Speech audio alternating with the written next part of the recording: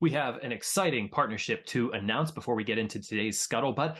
Scuttlebutt has been asked to join Reads Across America Radio, a 24/7 internet radio station where you can listen to veteran stories 24/7. You can find that on the iHeartRadio app. You can also find it on their website, readsacrossamerica.org. The Scuttlebutt will be featured Friday nights at 9 p.m. and Sunday mornings at 11 a.m. If you don't know anything about Reads Across America, they're an incredible organization, all dedicated to honoring veterans and those who gave all in service to our country. Check out the Scuttlebutt on their radio station and all the other programs that they have on their 24/7 radio station, again, on iHeartRadio app or readsacrossamerica.org.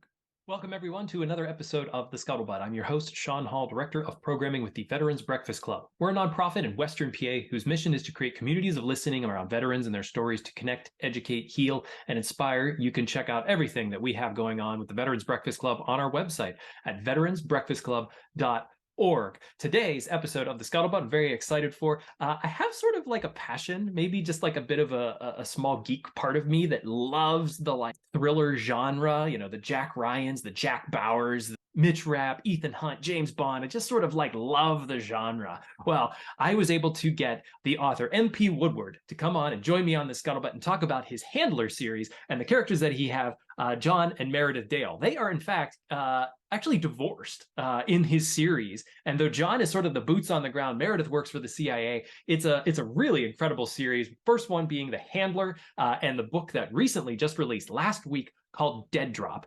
MP and I had a great time talking. He is a formal Naval Intelligence Officer from back in the 90s. We get into his service, sort of what he learned through his time in the service, and has helped him develop this world that he's creating with the Handler series. And we dive into the Handler. We dive into these two characters, you know, what makes them tick, how he developed them, and also into the most recent book, Dead Drop, which, again, I can't be more excited for. I hope you check out MP Woodward on his website, mpwoodward.com, and you can also get his books anywhere books are sold. I hope you enjoyed this episode. Please like, share, subscribe, and ring the bell on YouTube so you're the first to know whenever we release new episodes. And please reach out to me, Sean, SHAUN, at veteransbreakfastclub.org with any thoughts, suggestions, comments. Always interested to hear your ideas on maybe upcoming future Scuttlebutts. Thank you again for being a part of our audience here with this podcast, and I hope you enjoy the show. Joining me here today on the Scuttlebutt is MP Woodward. MP, you are a Navy veteran and also the author of the Handler series, The Handler and Dead Drop, which recently just released. So excited to have you join me here on the Scuttlebutt. I'd love for you to introduce yourself. Welcome to the program. Hey, Sean, thank you so much. Yeah, my name's MP Woodward. As you mentioned, I'm a Navy veteran. I was a Naval Intelligence Officer for 7 years, and great time, helped inform some of the characters in the book. And I hope everybody enjoys reading it. Definitely. You know, and we want to get sort of into that, how your Navy career has sort of influenced these characters and influenced the book and the writing. But let's dive back a bit into your past here and say, why did you choose Navy and when did you enlist? Well, as a kid, I lived near Coronado, California, which is a massive hub for the Navy, in particular aviation and the SEALs, and as well as Marines over at the Amphib base, et cetera. And so I was sort of surrounded by all this, and I was very impressed with the guys I would see around town, the airplanes I saw overhead, the SEALs running down the beach with the rubber boats, you know, held high over their shoulders, all these exercises happening. And I was also super interested in history. As a kid, maybe unusually, was a little bit fascinated by World War II and what had happened there, particularly in the Pacific. And so all those things added up to a strong interest in the Navy. I ended up wanting to become an officer, and I got a scholarship from the Navy, an ROTC scholarship, for a full ride. And at the time, I certainly needed a way to pay for college. And so I did a ROTC scholarship, and when I graduated, they made me an intelligence officer, and the rest is very minor history, let's say. Did you were you from a military family? Was it, you know, being in that area, there was a lot of military around, so it wasn't foreign then? No, I wasn't from a military family in particular, though my great grandfather fought in the Civil War on the Union side. Wow. I think I had a big brother who was kind of interested in it, but Mhm. most of it was homegrown and kind of a fascination with history, which I still have. What year did you go in? I was commissioned in 1990 and Mhm. got out right around 1998. Okay, so it's sort of a peacetime era, like decade, or it's sort of Well, beginning. that's yeah, and that's that the paradox is the I entered really I sort of entered in 1986 because as a scholarship Hmm. kid, you come in as a midshipman and you're dealing with that during school, and then every summer you're going on a midshipman summer cruise, as they call it, and between 1986 and 1990 when I was in school, that was very much the height of the Cold War. And then of Hmm. course the wall falls in 1989. And so I graduated into really what became Desert Storm pretty Right. quickly. And so the cool thing is I got to see I was commissioned um, and done with intelligence school as Desert Storm was happening. So in an early unit contributing absolutely nothing but learning plenty Hmm. and getting to see that happening and then later in the kind of the mid 90s I was with the US Indo-Pacific Command, and oddly enough at that time most people don't really remember this, but China was making a lot of noise about Taiwan Hmm. and was lobbing silkworm missiles across the Taiwan Strait.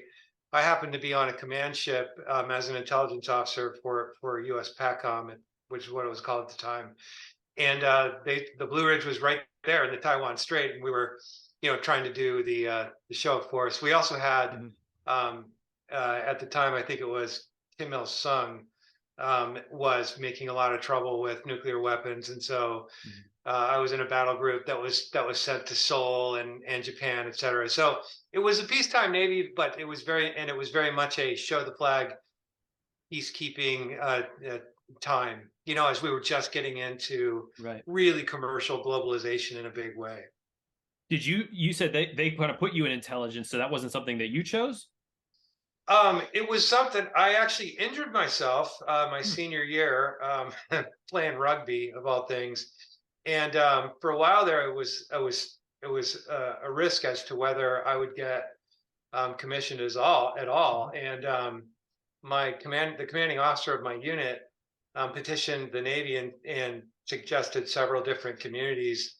The top of the list for me was I had wanted to be a pilot. The top of the list for me ended up being intelligence because I thought it'd be interesting.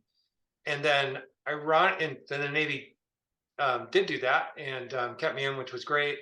Ironically, at the time, intelligence officers went to flight school first. So, Oh. as soon as I got commissioned, they shipped me off to Pensacola, and I went through the Naval Flight Officer program up to a certain point. You did a Mhm. curriculum there for about a year or so, just to kind of imbue you with a sense of the strike portion of the Navy, which Mhm. is what and power projection, which is what you end up supporting as a junior intelligence officer. What did you like about the intelligence field? Did you really sink your teeth into it? Obviously, it comes out in the books, so it must have been something that you really enjoyed. Yeah, I everything happens for a reason, I suppose. And as it turns out, I really enjoyed it.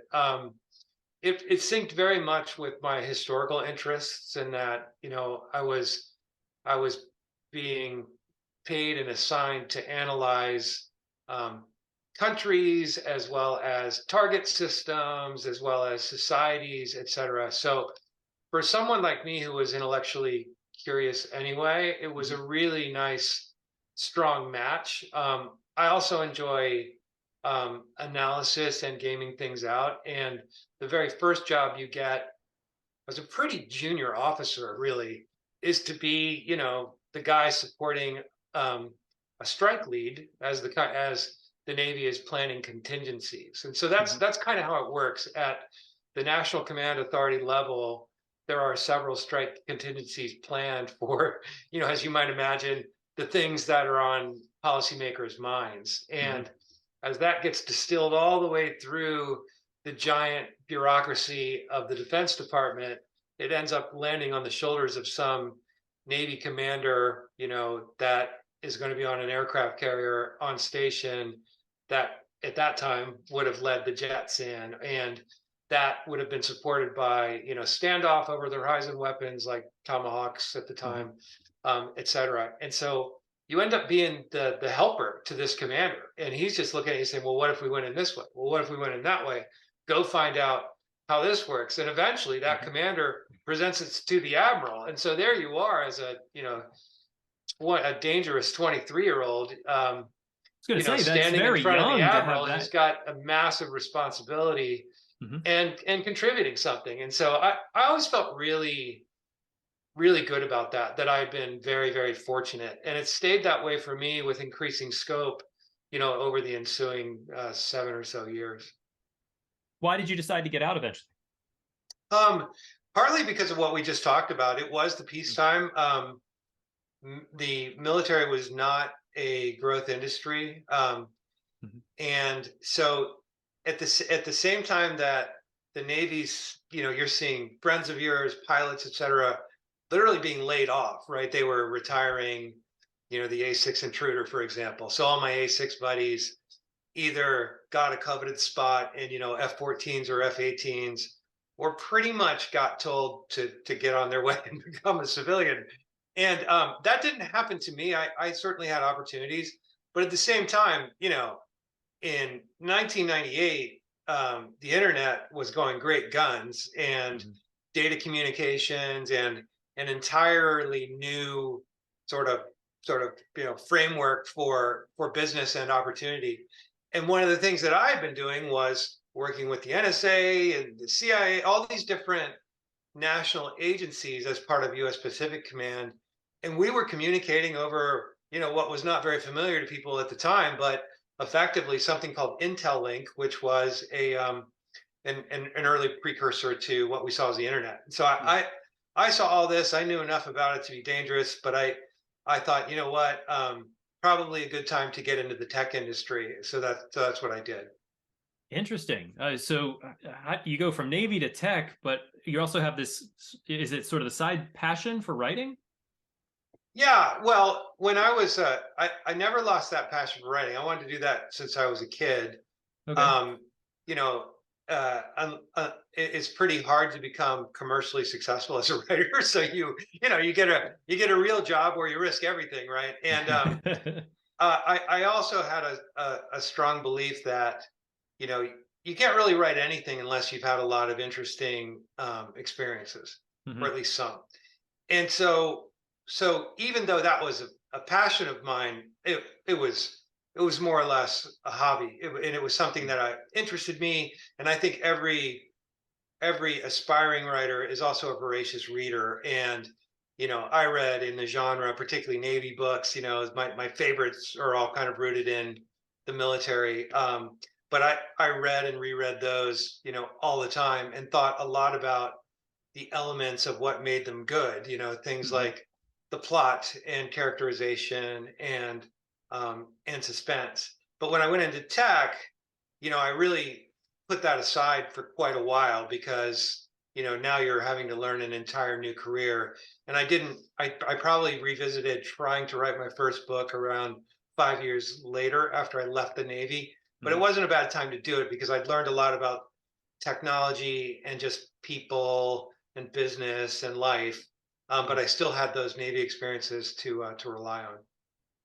So you said as a kid you were writing. Was there some? Was it? It was always the military genre, the thriller genre that sort of captured you as a young person. Yeah, it was. Like I said, I was interested in history, and Mhm. in particular historical fiction. So, I think I picked up Treasure Island, for example, and I think in eighth grade I tried to write something that felt a little bit like Treasure Island, where it was sort of a seafaring adventure. And from there in Mhm. high school, I pick up the Hornblower series, or the Patrick O'Brien novels, right? And Mhm. read, there's 10 Hornblowers and 19 Patrick O'Briens. Oh, I burned through all of those, right? And I just love the themes of duty and honor and sacrifice it moved me emotionally, at a tender age. Hmm. And so I was always interested in writing about those kinds of things. And I know there are other genres. There's fantasy, there's horror, but to me anyway, if you rooted something in history where the stakes are really big and where Hmm. you either know that it happened because it's historical or you think that it could happen because it's sort of current events driven.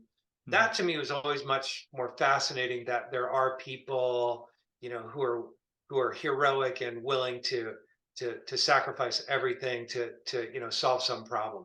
That to me just mattered a lot. And so that's always been my interest when it came to writing.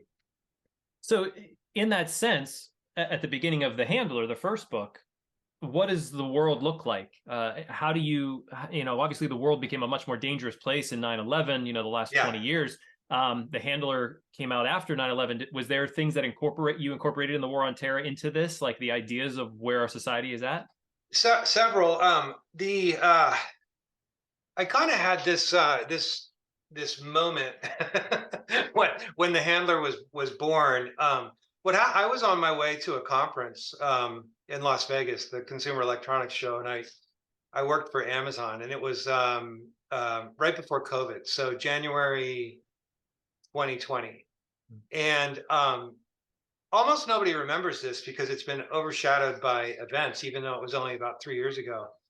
But on, I think it was January 6th, right around that time period, we had effectively assassinated via a drone strike General Soleimani, Hmm. the head of the Quds Force. Yep. In We caught him Iran. in Iraq and put a Yep. drone on his head, and there's a Hmm. long history of why we would do that. But that had caused a series of escalations on each side over at the very end of 2019. Hmm. And one of those was that the Iranians shot a bunch of rockets over the border at an American base. Hmm. Well, then I think the Iranians were expecting a reprisal. So on January 6th, I think it was, not the infamous January 6th, but the year before, Hmm. a civilian airliner took off out of Tehran. It happened to be Ukrainian. That means a Hmm. lot more now than it did then, but it was Ukrainian, and it was on its way to Kiev, and then from Kiev it was going to go to Canada. And so there were all these Iranian college kids on board this thing, and a lot of Iranian college kids go to Canada for university. And right after it took off, the IRGC Air Defense Command, the Iranian Revolutionary Guard Corps, all hopped up because they were expecting an American attack, shot it out of the sky. So Hmm. perfectly innocent, I forget, I think it was a 767. I can't remember the exact airliner, but a perfectly innocent airliner filled with their own people, and the RGC shoots it down. And I was in the airport myself, getting ready to fly to Vegas, and I really got to thinking about that as a plot. Really, don't think I started the plot, but I got to thinking, like, well, what if there was somebody really important on that plane, within the Iranian side? Hmm. And so that developed into a girl who was the daughter of an embedded American spy, and that that tragedy, that real world tragedy, is the prologue of the book, and Okay. this girl being killed is the prologue of The Handler, and that sets a chain of events into motion. So yeah, I really try to stay close to that theme of trying to keep it realistic, Hmm. also personal, and largely about honor and sacrifice.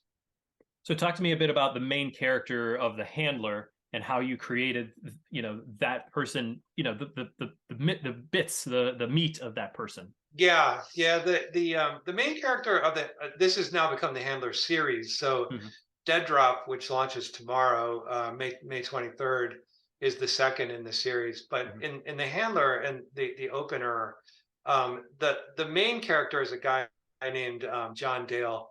He's ex CIA special activities, but he's since retired, and he retired under circumstances that he didn't much appreciate, where he and the agency saw things differently.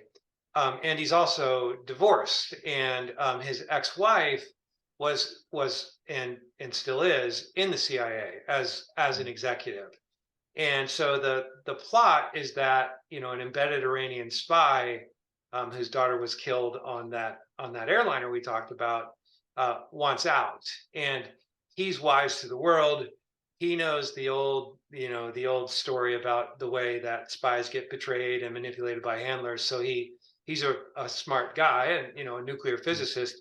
He effectively turns the tables and blackmails the CIA and says, I want out. You need to get me out. And the only guy I trust to do that was my original handler, who's this guy, John Dale. And so the CIA has to get Meredith to get her ex-husband and basically be his handler Yeah. to get back into service and pull this guy out. And in so doing, I wanted to create heroes who had a lot of personal conflicts and who would who would sort of struggle with their own side. And so that also gave me a device to have a character, Meredith, who's on the inside of the CIA. So you get Hmm. a chance to see the bigger picture intelligence operations, but also to have a character who's on the ground, experiencing difficulties, using his own wits, and because he's rusty and the world has now changed with all kinds of technology, he screws up a lot, and but still is determined to get the job done. So the characters were born out of the need to have devices like that, and then they took on a life of their own. Certainly, there's probably no better conflict than having a divorced couple try to figure out how to run Pretty away. much, and Yeah. I found in reader feedback, etc., that they really liked that, right? So Yeah. so in the second book, uh, it continues, and we won't do any big spoilers. But one Hmm. of the fun things about a couple like that is there's there's conflict, yes, but there's also some romantic tension. Will Hmm. they? There's times where one of them might want to be back together, the other one doesn't. There's Hmm. times where they might get back together, and so part of the fun is keeping it guessing as to the actual state of their relationship. As a former Navy intelligence officer, what do you think sort of fascinates now? Scuttlebutt listeners know that I'm not a veteran, but I have a long history of being very excited by the thriller series, thriller novels. I love them. But what do you think fascinates society about that sort of world, about the covert ops, the special ops, CIA, like sort of black ops, these things that like just clandestine operations, like what sort of scratches us, like gets us excited by it? I think it has all the elements of good fiction, Mm. because it, in what you just described, it's not a nameless, faceless, army or force. It's a guy, right, or a girl, or a collection of them, small Mhm. enough that you can get to know them. So I think characterization is one thing. The other big part of fiction is having stakes that matter, right? Raising the stakes, and because these are people operating in that world with government resources and thousands of lives or a political situation at risk, the stakes are kind of naturally big, right? So Mhm. if you care about the characters, if the stakes are big, then some of the other elements are, for example, putting them. You can make a situation that's very plausible. So you Yeah. can suspend disbelief because you know that, hey, this is something that could actually happen, right? And Mhm. oh, I get this. This is a parallel to Russia invading Ukraine, or whatever. I mean, people can have a reference point, and then I think the other elements of suspense take care of themselves. These are people trying to do a difficult mission with lots of things arrayed against them. Mhm. You can build in a ticking clock, right? So that if it's not done by a certain time, oh no, calamity ensues. So I, I really think it's tailor made for, a good story that captures the imagination and can keep you up at night. That's why I think. Did you have to do a lot of research? You want to base it as much in reality as possible, so you have to, did you do a lot of interviews to sort of help guide the truthfulness of the world? Yeah, in particular I did for Dead Drop. Mhm. In Dead Drop, there's a suave Iranian spy who is manipulating events effectively to turn Mossad against the CIA. And they're using Hezbollah in Lebanon as a proxy to do that, and it's why Mossad in the book ends up doing what they do, because they see Hezbollah as an existential threat. Hmm. So I spent tons of time researching Lebanon and Hezbollah and Israel and the Mossad. I got to interview several, former IDF officers, and even a few former Mossad officers, and learned there's a lot out there that's open source intelligence about their tactics, etc. And honestly, the IDF provides quite a bit of research ready made, because they have an active public relations effort to expose the threat that they see as Hezbollah, which they see as an Iranian proxy and a government within a government in Lebanon. And they know, for example, like, hey, that's a weapons factory, but it's in the middle of this Shia neighborhood, and we can't do anything about it because we'll be labeled war criminals. Hey, world, why aren't we doing something about this, right? And Right. this is where the rockets go to get exported to, other people to rain down on our neighborhoods. And so once I really tuned into the way the Israelis look at the world, and then did lots of research on Mossad, um, things things tended to unfold from there. In terms of the handler, uh, take me through the process of, you get it written, find an editor and a publisher, and what did it feel like to finally get that first book out there, and how much blood, sweat, and tears did you have to put into it to really get it to where you wanted it? Yeah, it was wild. And keep in mind, so like I started the handler the day that airliner thing happened in the Wynn Hotel in Las Vegas, and I thought, why am I doing this? You failed at this 3 or 4 times, And then I thought, well, it'd be a fun diversion, be kind of a hobby, right? Literally. And I started writing it. I'm kind of an early riser, so I started writing it early in the morning, before my wife woke up, and when the house is quiet, and you can kind of sit there and think about this. And before you knew it, I was kind of stumbling my way into a lot of the things I've learned since. Now I've written 4 books, and I was stumbling into, characterization and plot development and things like that. But I was learning along the way. Well, after 6 months, it kind of passed my own test, and by then I was at Amazon. I worked in Amazon Prime Video, Mhm. and I had met screenwriters and showrunners and directors, and I started to really compare my book to streaming television. A lot of it in this genre. At the time, I happened to be working closely with the people who were producing Tom Clancy's Jack Ryan, which was an Amazon show. And Hmm. so I ended up really analyzing the way that the show was built, comparing that to what I'd written, and then I edited the book to kind of match the way a screenplay would Yeah. work. And that Hmm. turned out to have been a fortuitous thing, because it just made it a lot snappier. You got rid of things you didn't need. And I'm still trying to hone this, by the way, but that was the thought process. And then once I felt like, hey, this isn't bad, um, I looked at a list of everybody knows you have to have an agent to get published. Hmm. Um, Publishers don't really take on. There might be one in a trillion that slips through, but when I looked at the agent world, and I looked at who represented all the thriller writers, and it was guys like Don Bentley and Mark Greaney and Hmm. Mark Cameron, and even um, the legacy Tom Clancy books. You know, almost all these guys were represented by one agent, and so I contacted that agent among 3 or 4 others, and 2 months later got a thing from that agent's admin that said, hey, sounds interesting, send us a manuscript. Sort of, my pulse went to 200, and then I didn't hear anything. 7 months went by. I literally Oh, said, well, there you go. And so I just kind of buried myself in work, and thought, yeah, whatever, not a problem. I have other things that occupy my life. And then I got an email from the agent that said, wow, I'm really, really enjoying this. I'm going to call you in a day or two. I, 7 months later, and then he did call, and he said, "Hey,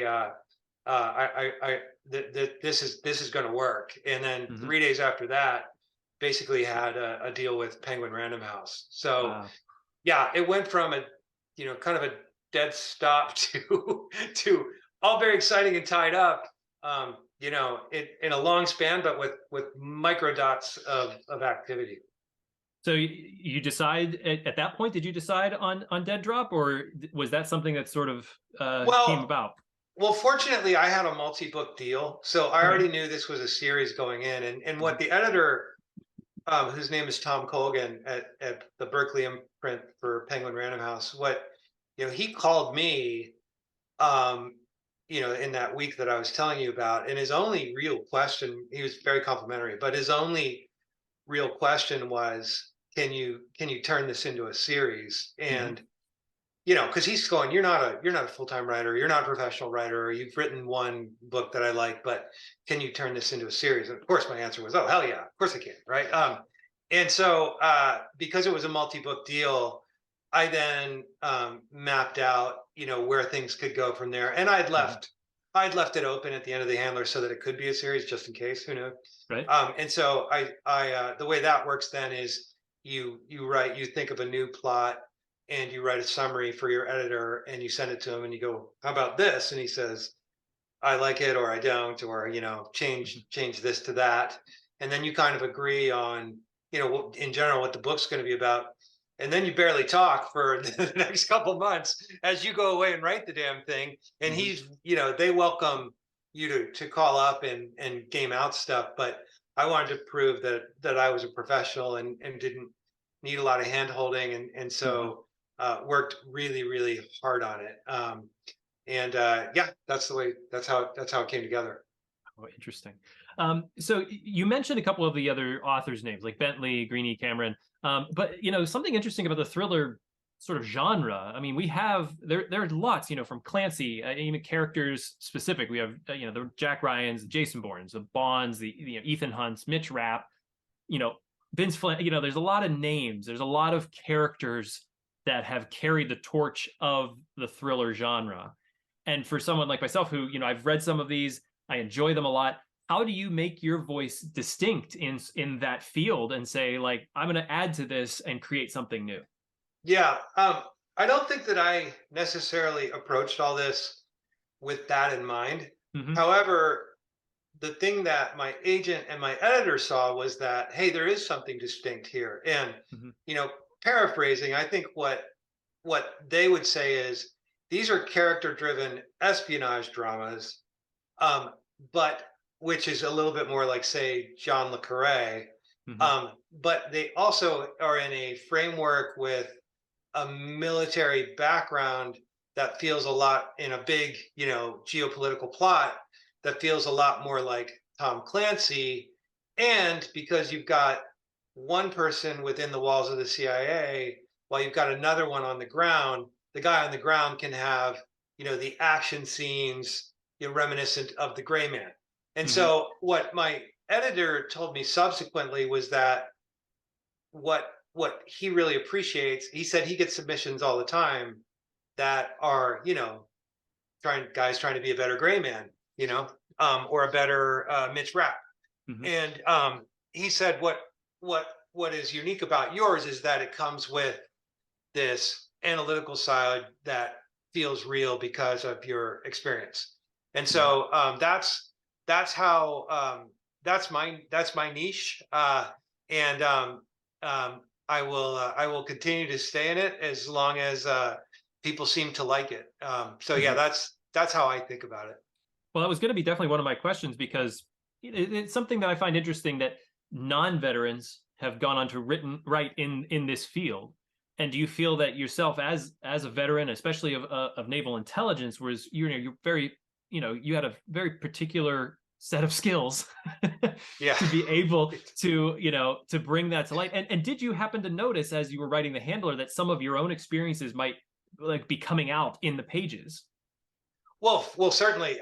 One of the jobs I had in the later, it was really the last job I had, was with it used to be called U.S. Pacific Command. Now it's U.S. Indo-Pacific Command, and that's the joint military organization that runs the entire Pacific theater, right? Yeah. So it's usually an admiral based in Pearl Harbor, and that admiral is has the operational commander for the Air Force, the Navy, the Army, everybody, right? Hmm. In that theater. So most people are familiar with U.S. CENTCOM, right? Well, this is U.S. Pacific Command, Hmm. and because it's more maritime, it's much more naval in nature. And my last job there as an intelligence officer was to write war games. And Hmm.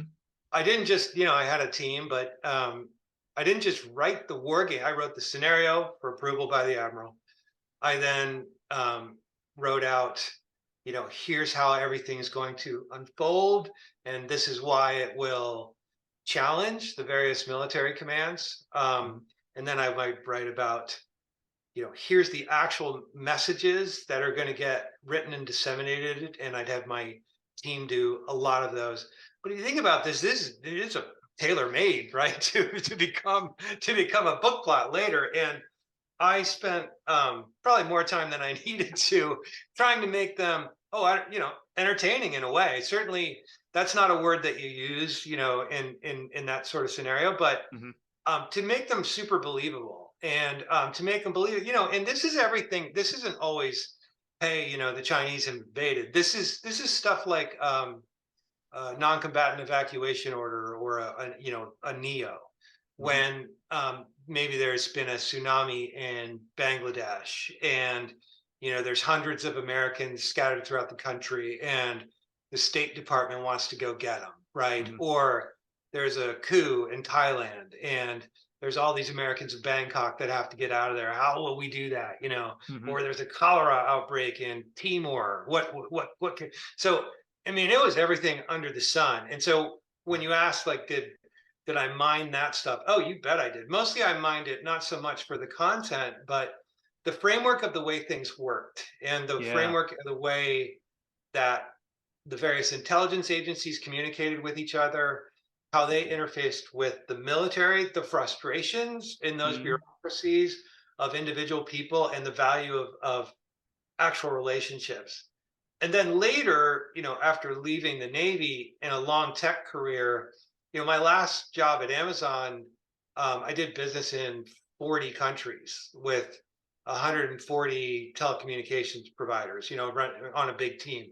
And so I got to travel all over the place, right? And Hmm. so that helped even fill in some of the gaps I'd thought about before. Well, believe me, lots of those things make it into in the way to it make it into both books, because you've been to these places, you've seen these things, and you know how the locals do stuff, all that kind of stuff. So hopefully provides a lot of flavor.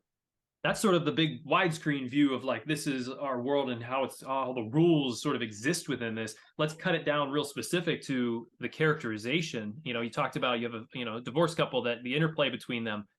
Did you find it difficult to get that sort of minute detail into a person's character of John, and what makes him tick, and why he's Yeah, not good at this I one thing? And somebody I heard somebody say one time that the secret to good writing is rewriting.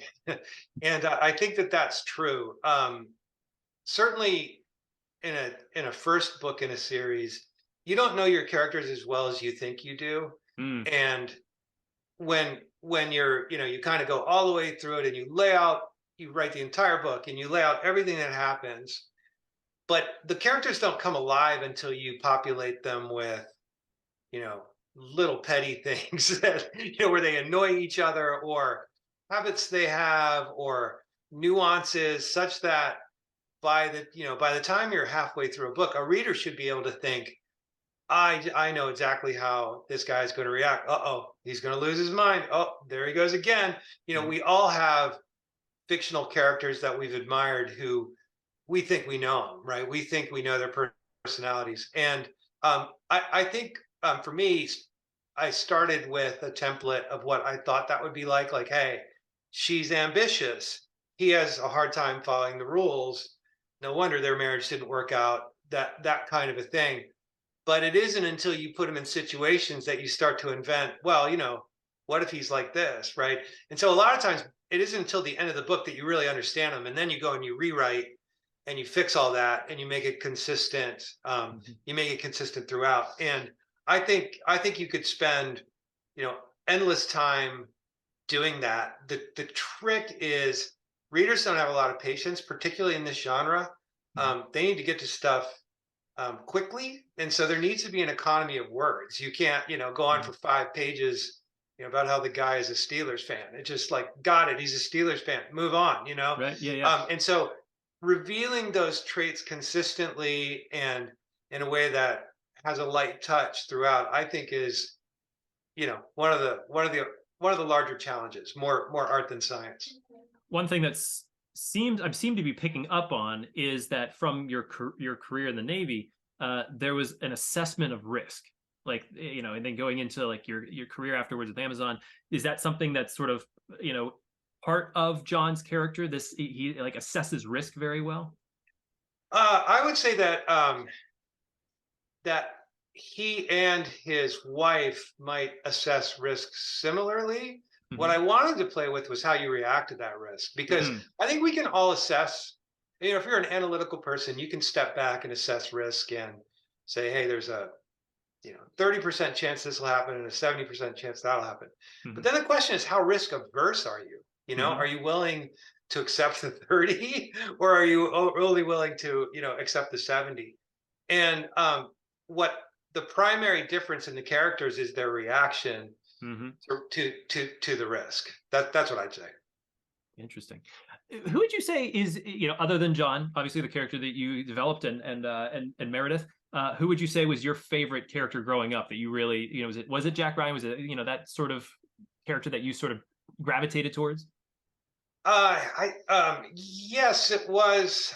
Well, I mentioned in high school. I was really it really probably started with Horatio Hornblower and Mm. Jack Aubrey. And for any geeks that are listening, they'll know who those guys are. In more contemporary fiction, I liked Smiley in the Le Carre series because of the way he seemed like an everyman, yet was ultimately intellectually superior. I like that a lot. Eventually, I thought Mitch Rapp was pretty cool, Hmm. because he was so physically gifted, and had such bravery. I thought Jack Ryan was the thing I liked about Jack Ryan was that aspect of being a reluctant hero, Hmm. somebody who's capable and doesn't have to do this, but is going to do it anyway. Yeah. So those are a couple that stick out to me. Is you think those sort of qualities are what make, I would say, a good action hero, but that's sort of like, the one man versus everybody, the one man that's going to get it done. Those the qualities that you kind of find? It gets back to that honor and sacrifice, Yeah. and if a reader is going to root for somebody, they have to first understand, well, why does this guy have to do it anyway, right? Mm-hmm. And that gets to your one man point, and that you need to be careful with that. It can't be an eye roll because it's so trite, the old movie trailer, one man, right? And so there has to be a plausible reason as to why this person is in the unique position that they have to do something. So in The Handler, for example, there was a personal relationship between the embedded CIA or Iranian spy and John Dale, right? That Mm-hmm. was my device there. But I think once that's established plausibly, then yes, it's a romantic notion that, hey, this person's got to do this. Well, you've instantly set up a challenge. There's going to be all these people arrayed against him. Mm-hmm. He's going to have to use his wits to get through it. Right. And if he does, he's heroic. And he at any point he could probably quit and go home, but he's not going to. He's going to do the right thing. And you want to give him those choices along the way. For our writing audience, have you ever hit a point of sort of writer's block, and how did you navigate that? I have, and I do.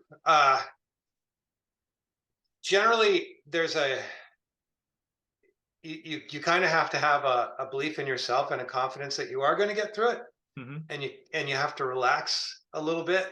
the way that I almost always get through it is either through a conversation with someone else when you're voicing it out loud and you realize that, hey, why have I painted myself, why am I putting myself in this box? I control this world. I could just make something else happen, right? And for some reason that doesn't always occur to you.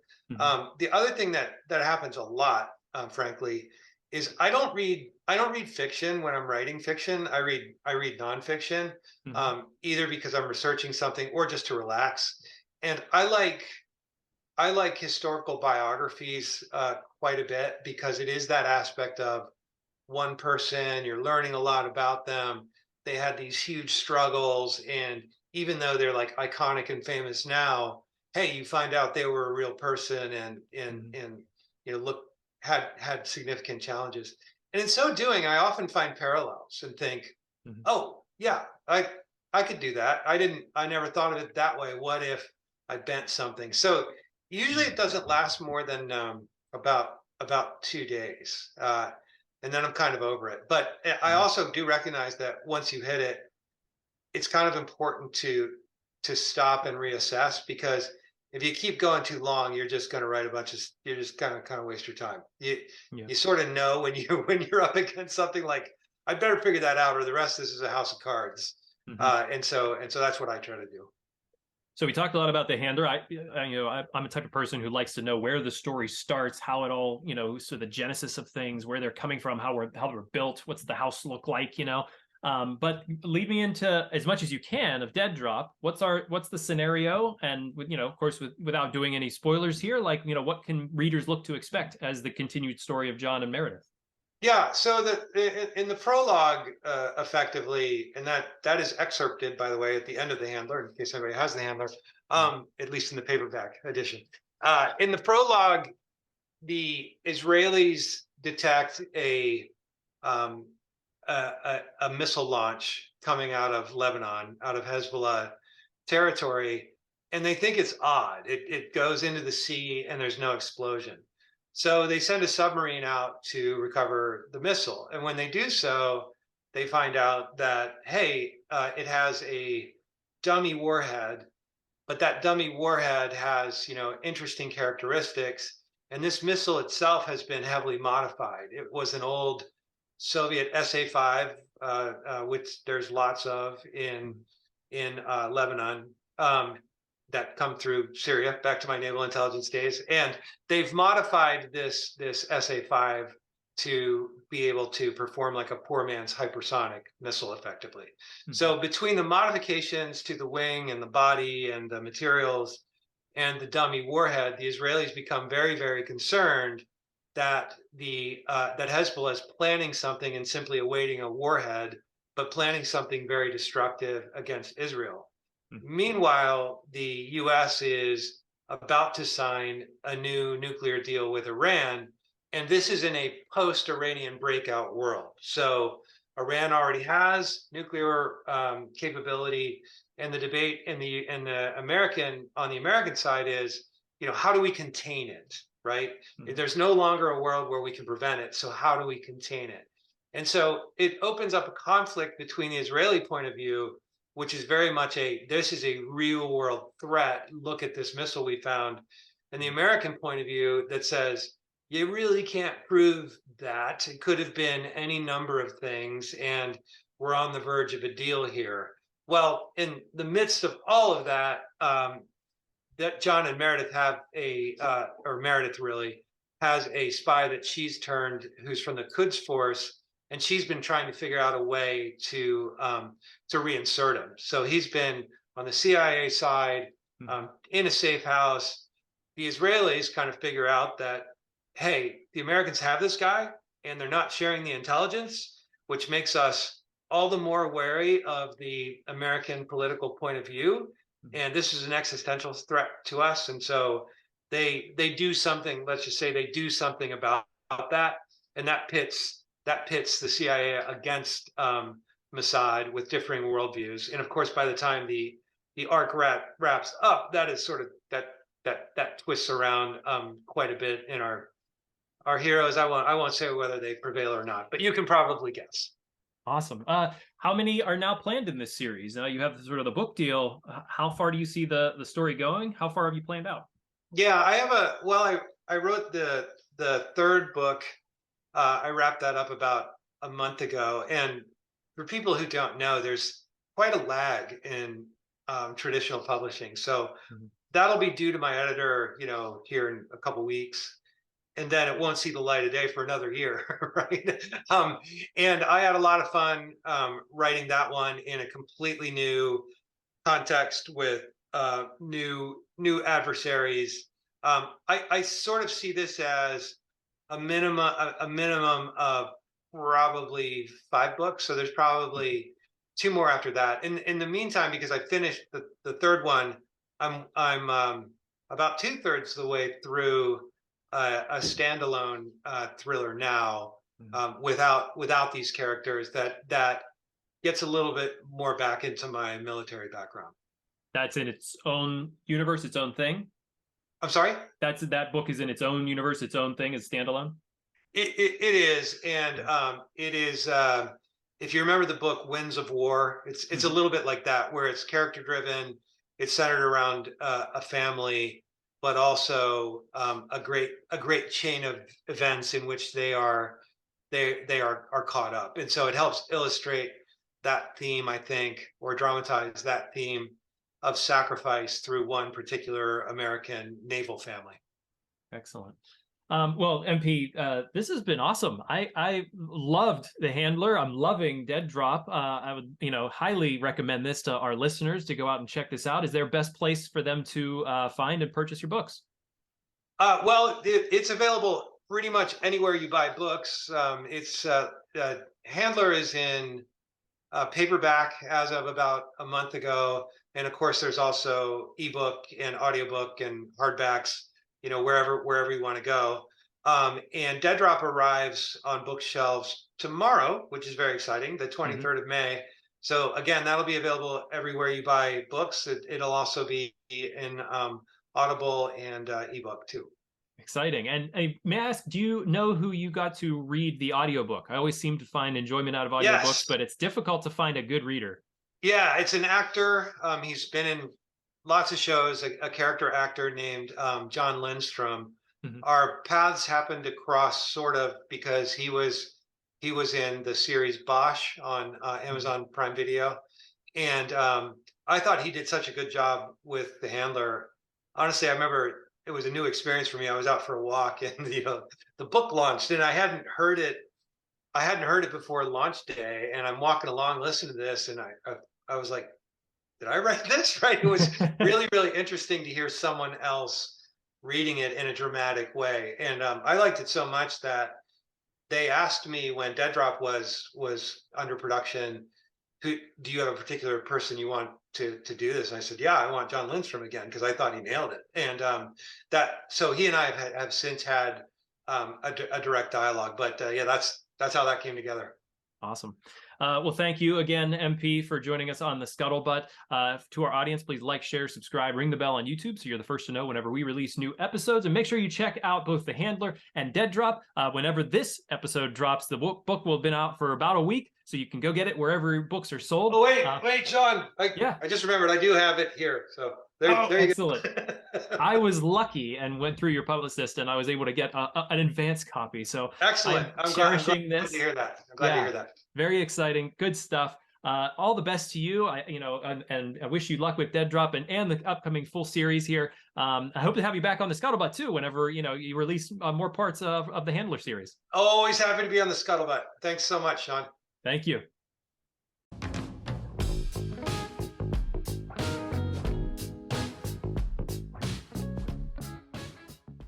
Thank you for watching this episode of The Scuttlebutt. I'd like to take a moment to thank our sponsor, Tobacco-Free Adagio Health. Tobacco-Free Adagio Health has been supporting the podcast for quite some time now. We've been so pleased to be supported by them. They are dedicated to reducing and preventing tobacco use and getting the word out about the hazards of smoking and secondhand smoke. They're all about health, so they want people to quit.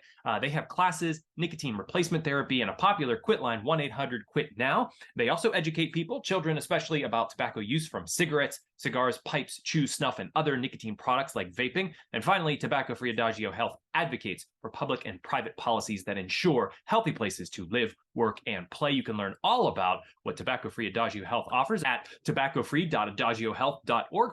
Or you can check out the 2 Scuttlebutt episodes that featured Tobacco-Free Adagio Health. We had a wonderful representative come on to the podcast, talk to us about all the classes and therapies that they offer. It was 2 wonderful conversations, so I definitely direct you to both of those if you want more information, or just call their free quit line, 1-800-QUIT-NOW. Thank you again, Tobacco-Free Adagio Health, for your support.